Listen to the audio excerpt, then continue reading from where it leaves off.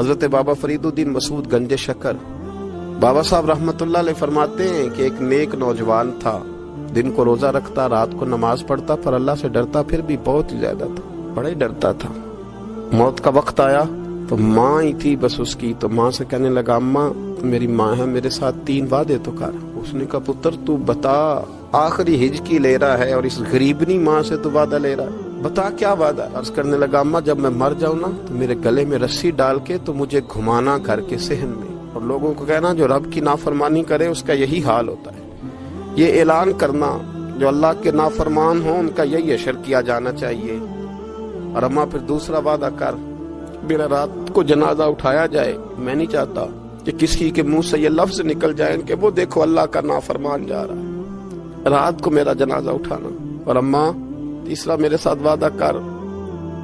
کہ لوگ مجھے دفن کر کے آ جائیں گے تو میری قبر پہ چلی جائے گی،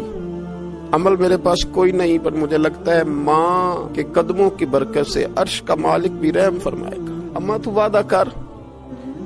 بابا صاحب رحمت اللہ علیہ فرمانے لگے کہ ماں بوڑھی ماں نے وعدہ کر لیا، کہا بیٹے ٹھیک ہے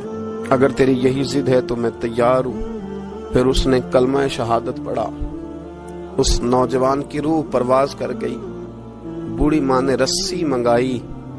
تو وَلِمَنْ خَافَ مَقَامَ رَبِّهِ جنتان، جو ڈر جائے، اس نے تو کہا تھا نا کہ رسی ڈال کے گھمانا اور کہنا یہ اللہ کا نافرمان ہے، اس کا یہی اشر ہونا چاہیے تھا۔ لیکن جب ماں گلے میں رسی ڈالنے لگی تو گھر کے ہر کونے سے آواز آنے لگی خبردار یہ رب کا دوست ہے،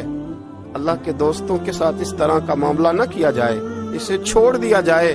اور کہا تمہیں کچھ بھی اور کرنے کی ضرورت نہیں ہے، یہ تو رب کا دوست ہے اور رب کی بارگاہ میں حاضر ہو گیا۔ کوئی بندہ کہے گا کہ یہ تو ایک بابا فرید کا سنایا ہوا واقعہ، اور سنیے بخاری میں حدیث ہے، نبی پاک صلی اللہ علیہ وسلم نے فرمایا، حضرت ابو ہریرہ رضی اللہ تعالیٰ عنہ راوی ہیں، حضور فرماتے ہیں ایک شخص مرنے لگا تو اپنے بچوں سے کہنے لگا کہ میں جب مر جاؤں تو مجھے جلا دینا، اور پھر میرے جلے ہوئے وجود کو پیس دینا، پھر مجھے ہوا میں اڑا دینا، پتر مجھے اڑا دینا، مجھے بڑا ڈر لگتا ہے، اگر رب نے مجھ سے حساب پوچھا تو میں قابل نہیں ہوں، اڑا دینا مجھے ہواؤں میں، اگر اس نے مجھ سے حساب لیا تو بڑا سخت حساب لے گا۔ حضور فرماتے ہیں بخاری میں موجود ہے، اس کے بچوں نے اسی طرح کیا، اس کے مرنے کے بعد اسے جلایا، ہوا میں اڑا دیا۔ اللہ کے محبوب فرماتے ہیں رب کریم نے حکم دیا زمین کو کہ اس کے ذرات کو جمع کرو، زمین نے ذرے جمع کیے، خدا نے حکم دیا تو اس کا وجود پھر سے اسی شکل میں آیا، تو رب کریم نے فرمایا یہ جو تو نے وصیت کی تو کیوں کی؟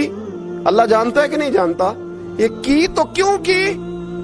تو وہ پڑا کہنے لگا اللہ میرے اندر تو طاقت نہیں تھی تیرے سامنے کھڑا ہو کے حساب دے سکوں، تجھے منانے کے لیے تیرے خوف سے ڈر گیا، میں ڈر گیا۔ اگرچہ ہمارے بزرگوں نے لکھا ہے کہ آج یہ وصیت کرنا اس رنگ میں یہ طرز اختیار کرنا درست نہیں، لیکن آپ غور فرمائیے کہ نبی پاک علیہ السلام فرماتے ہیں جب اس نے کہا نا اللہ تجھ سے ڈر کے یہ کیا، تو رب کریم نے فرمایا جا پھر میں نے تیری مغفرت کر دی، کیونکہ اللہ کو پتا تھا یہ دل سے بات کر رہا ہے۔